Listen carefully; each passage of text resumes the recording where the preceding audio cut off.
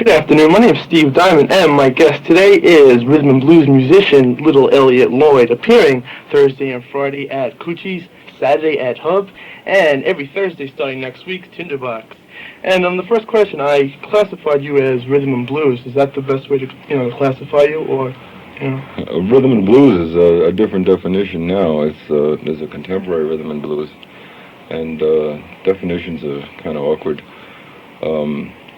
The rhythm and blues that I've been playing is, I think, was really started around pre-Alan Freed era in the late 40s, and I think it continued until about 1970.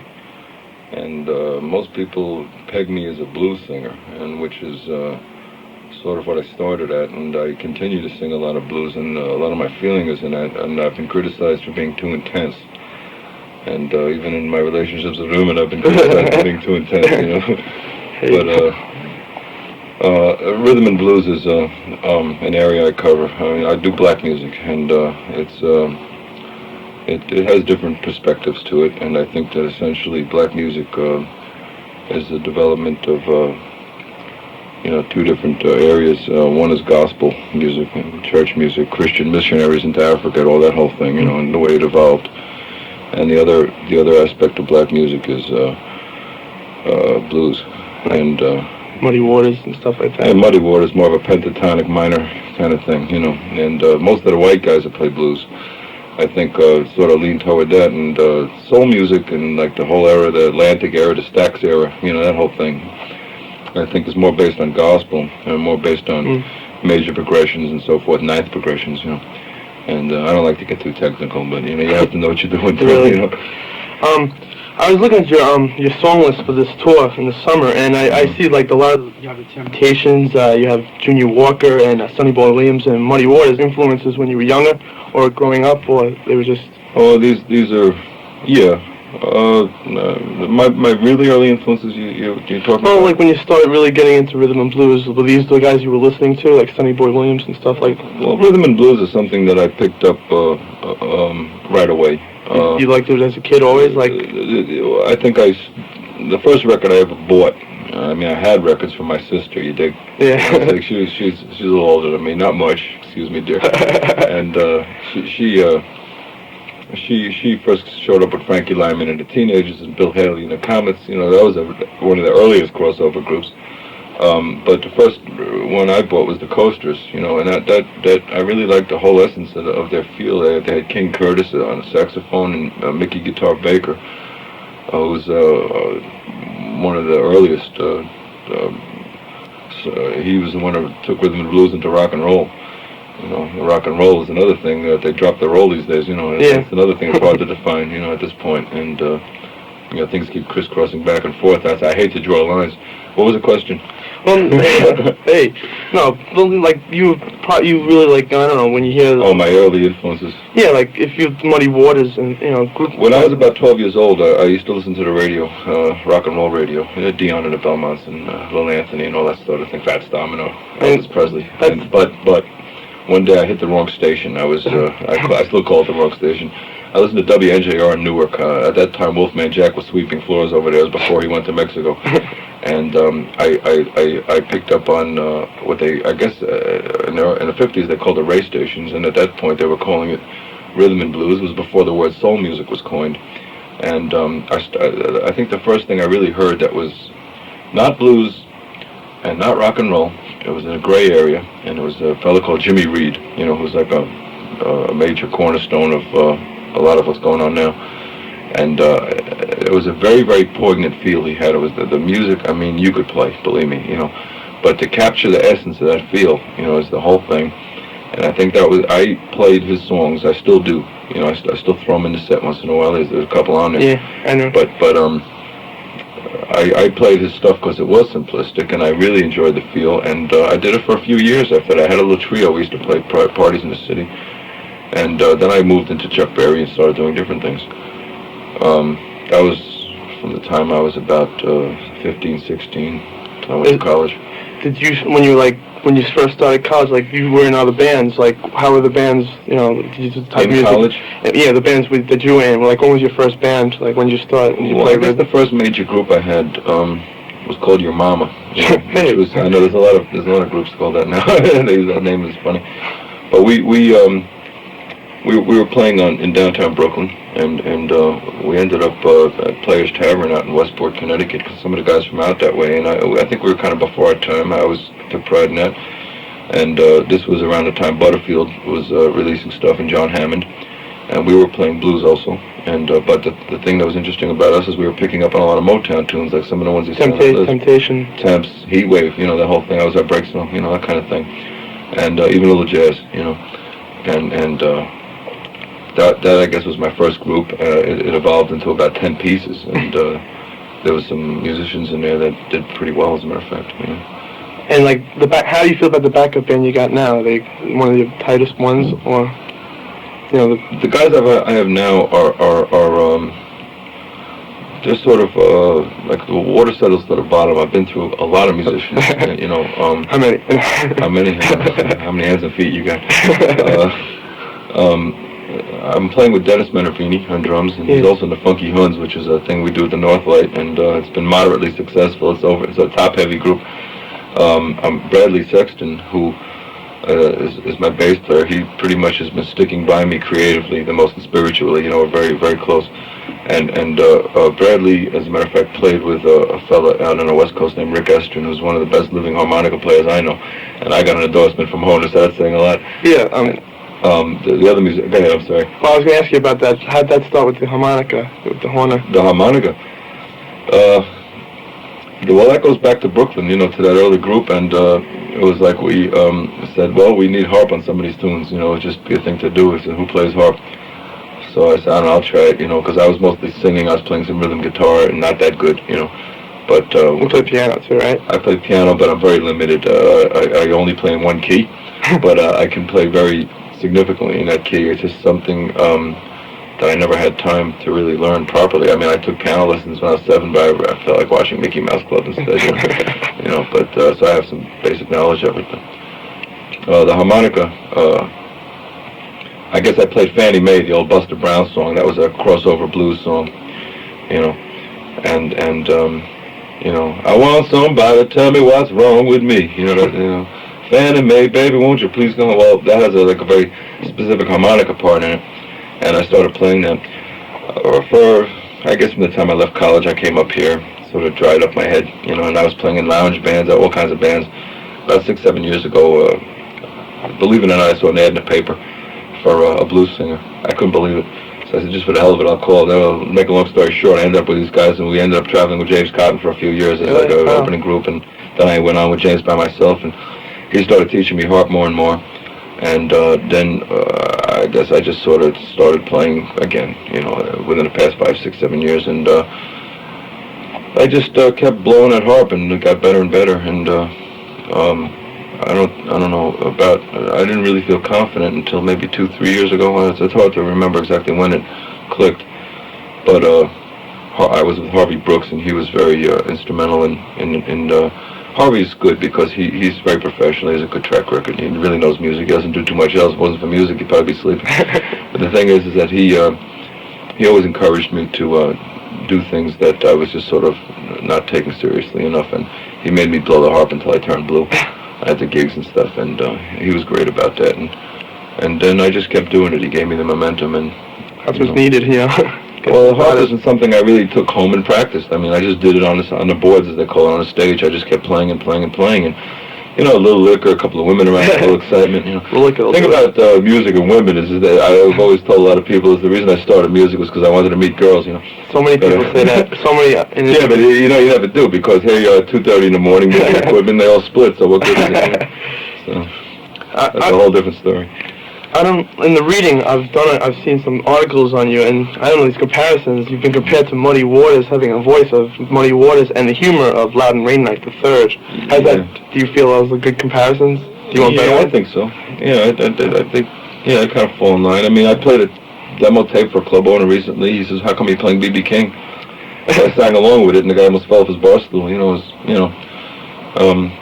I'm not trying to emulate these guys. I mean, I do, but look, you most of what you learn is from stealing. Let's face it. You know, I mean, I got my own style. You know, and we'll probably play a little of it later. You know, but I'm not trying to compare myself to Muddy Waters. You know, I don't want to compare myself to anybody but myself. I mean, the hardest person to top is yourself, and I don't care where you're at. You know. On the original material, you've been doing, like, when you write these songs, are they personal experience, the word part Every of it? one of them. They're all personal? Every one of them, yeah. And the music part is it you and the band jamming out, or does it all come together? Well, the way the music, I've been criticized for not having enough structure in my music sometimes. I'm more concerned with melody and and even the melodies are simplistic, but usually the way I write a song is that I usually get a guitar lick. And my guitar influence has been mostly rhythm. I just started playing lead recently. I don't think I'm quite ready, but I feel good about it, you know. But I saw Duke Robillard out in Rhode Island, and he really got me going. But the thing is that I find a lick or a couple of chord changes, then I feel comfortable, like getting a syntax going in it of a kind of vocal, and then then a lot of meaning comes in. I've been writing a lot of country western songs this year, you know, and I don't know if I should perform them or not. They don't fall in my persona.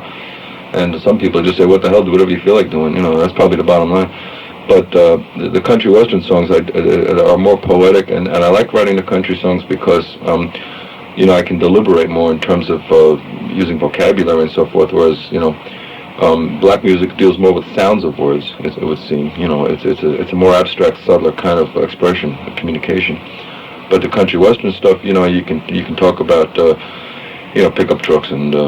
dog crap. You can, it's more sweat. I don't know. It's hard to define. And like you said, the words that you're all personal experiences, all of them. Yes. I have a lot of passion, and the way I perceive things, and I don't know. My personal life is a mess, and it's a kind of thing where I'm not alone. I mean, I got friends all over the place, and we really love each other, but you feel kind of lost, you're going from here to there and club to club and couch to couch, and it drives you nuts. And, a lot of emotion develops from that, a lot of waiting, and being a musician is not an easy thing, I'll tell you. It's I don't see my kids, it's a tough thing, and people tend not to want to stay by you, because people got their own problems, and the problems of music are infinitesimal to mount, but I don't feel frustrated. I don't feel angry because every time I pick up that guitar, I got nothing to lose. It feels good. So. One of the songs we're going to hear right now, "No Bad Feeling." You want to explain how you wrote? What brought those on? Well, that was a relationship I had with a woman that I probably shouldn't even have started. and sounds familiar. And we all do. And, I was with her for about a year, and then one day I decided it was a hard thing to walk out of here, but I knew I had to, because it was, all the chicks I talk to, I mean, I tell them, the first thing that comes in my life is music. And, because, look, the relationship can end, and, which it usually does, right? And I never wanted to, and I never try to hurt nobody, and I try not to, I really do. But the thing is that, you have to keep carrying on with the music. Now, the worst thing that could happen to me, Ray Charles said this in his book, is he could lose his hearing. And then what do you do? Then you move equipment for the rest of your life. You're just into the music. It's a lifestyle after a while. I don't think I'd do that, but I'd probably start going. I don't know. I studied art, and I kind of like that too. But the thing is that about that song, I mean, it says exactly what it says. And I remember when I wrote it, I felt pretty strong.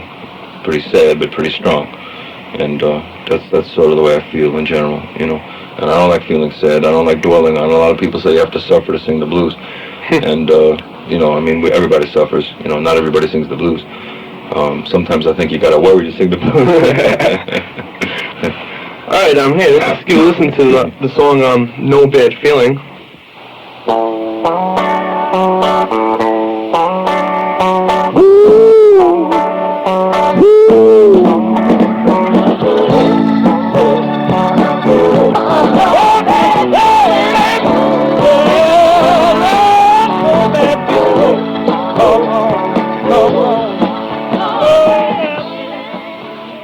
Okay, and the next song we're going to hear, Charlene, Who Can It Be? What brought that upon? Oh, that was, I think a lot of us That was right after the other song. It was a few. It was the next song after, right? The next song after. It was funny. You know, it was, I don't know if it felt that way, but I'm pretty sure it did. As a matter of fact, it's funny. Emotions are funny things, and I think when you're under a lot of stress, you know, you start doing, you start reacting funny sometimes. You know, and I saw this girl in a bar one night, and you know, they talk about love at first sight, that type of thing, and I just saw this chick, and she looked kind of interesting. You know, she didn't look great. I mean, you know, she wasn't a head spinner, but it was like another of mine, and you know, I just looked at this chick, and she really looked interesting to me. The next thing I know, they put on some Motown record or something, and I was watching her dance, and I think her body movement, like the whole definition of her being, just became very apparent to me, and I don't know. I just you know, you talk about love. It has all different levels, you know. But this chick just really took me out. And, you know, I was in a lot of need at the time, you know, like a lot of cats around here, you know, and I just, I was working at Mohawk at the time. I was a plumber downstairs, you know, and working on a paint crew too, you know. I lasted there 3 weeks, you know. The thing was is that this girl Charlene, I scared her pretty bad, you know. I wrote this song. I didn't really talk to her, you know. But I figured the best way to talk to her is to write this song. So it turns out she knows a friend of a friend, that type of thing. And I don't know, within 3 weeks I had 12 musicians in production with the whole thing, you know. It was, you know. But the thing about writing songs is that some people can write them without having to have experiences. I've tried doing that, and it works too. You know, I wrote one song. It was a country western song called, what the hell was the name of it? I'm Lonesome and I'm Trying. And it was basically about a 19-year-old pimpled kid from maybe Georgia that drives around his old pickup truck, and he's working in a gas station cleaning parts, and he's trying to pick up girls, you know, and he's going after anything he can, and he never scores. One of the lines is, "I ain't got no notches on my gun," you know. And it was funny. I just sort of placed myself in a whole different persona, you know, thinking in terms of the way this guy would think and feel. And that's another way to write songs. But this particular one we're going to listen to is just one of my crazy moments in life. Okay, this is Charlene, Who Can It Be? Little Elliott Lloyd.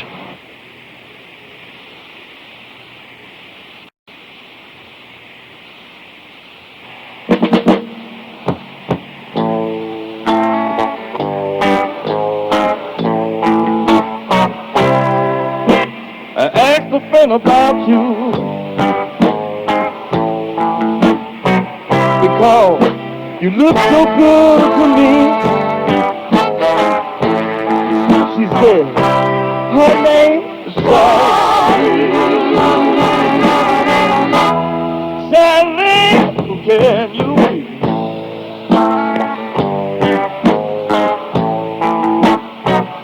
The way she moves, got the sweat in her face. This make me know so strong inside.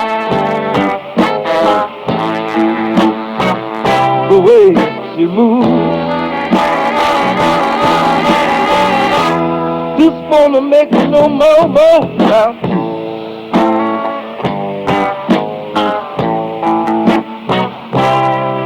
I look right at her eyes.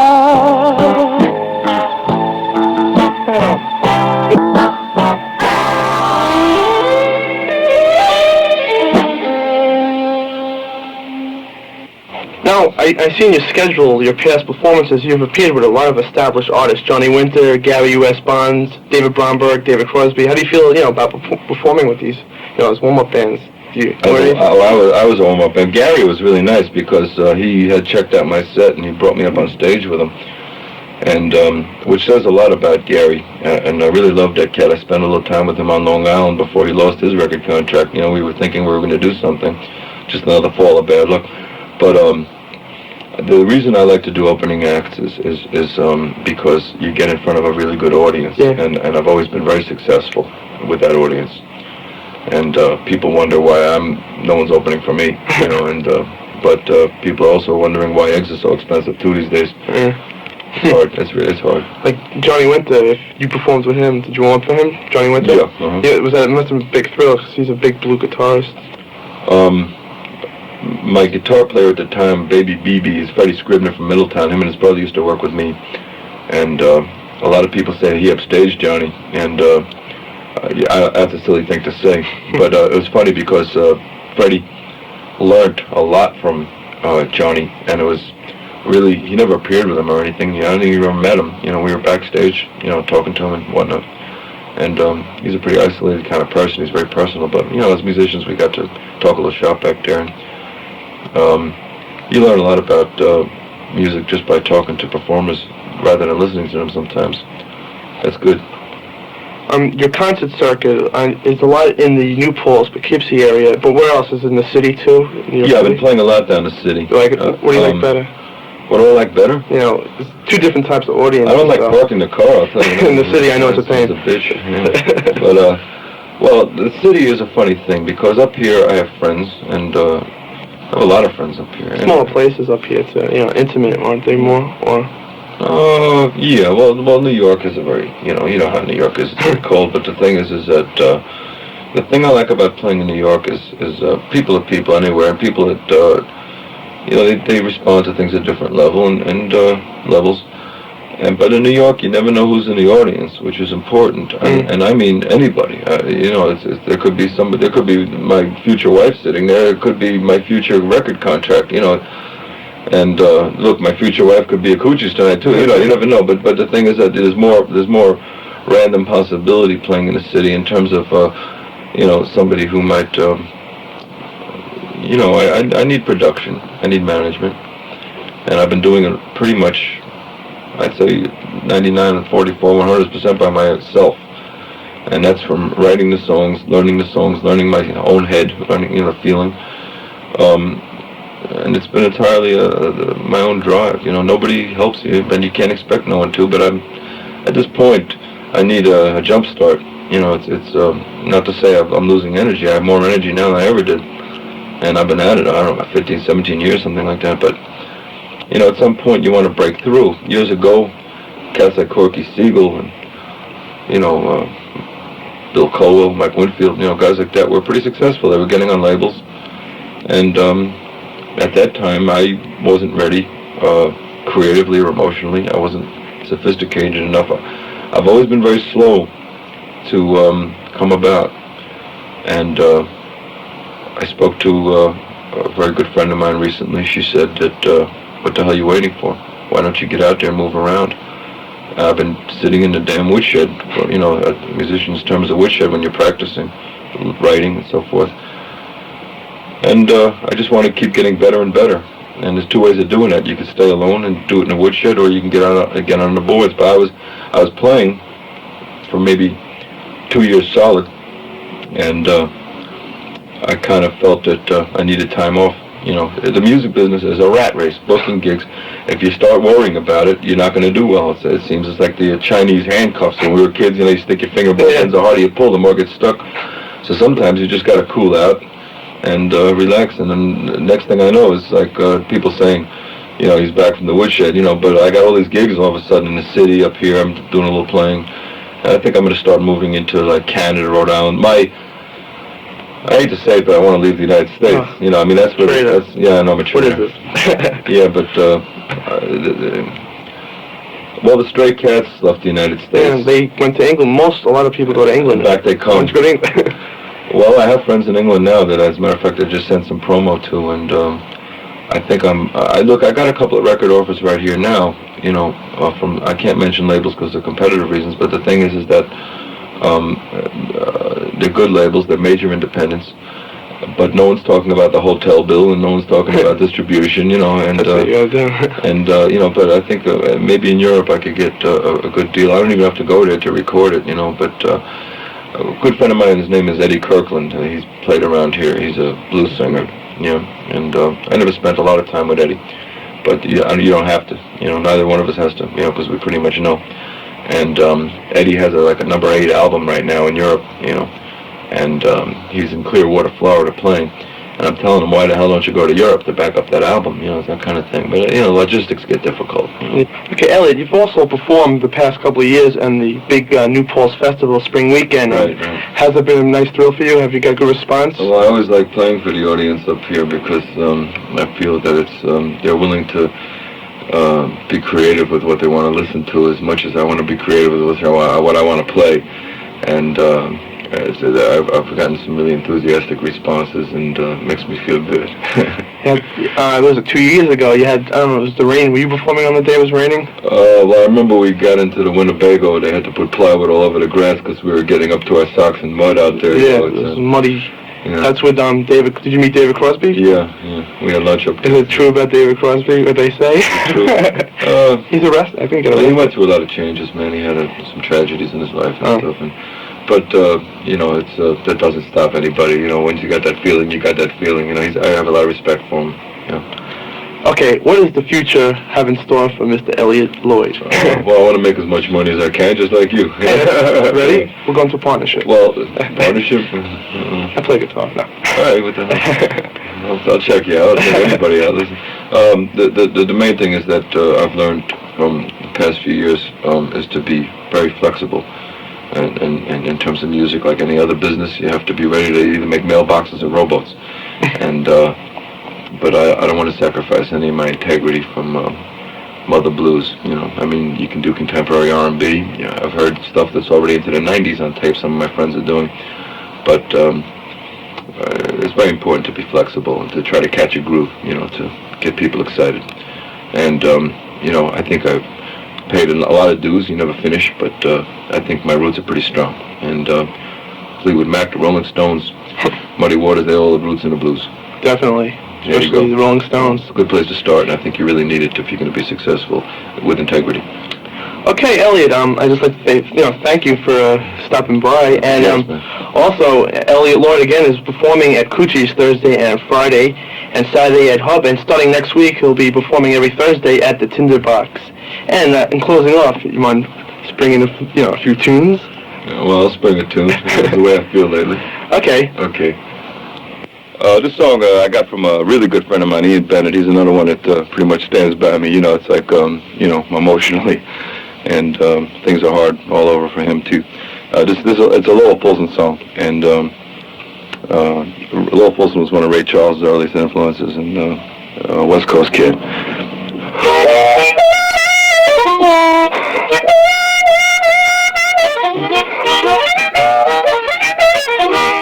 Well, it's a swinging party, and I'm among friends, but every now and then the roof falls in. A short while ago, I loved and lost, and Mr. Blues walked in and said, "Bob, still your boss," and made me cry. Oh, Lord, it made me cry. Go on with the party, I'll be all right after a while.